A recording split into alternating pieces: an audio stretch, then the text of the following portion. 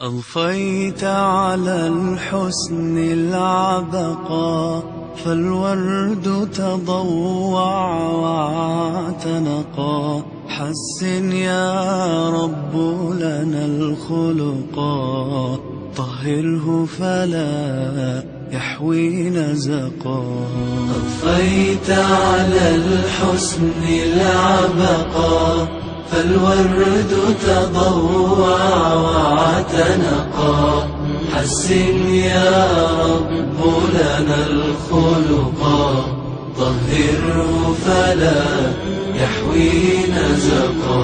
واجعله يقلد في صبر للهادي في حسن خلقا.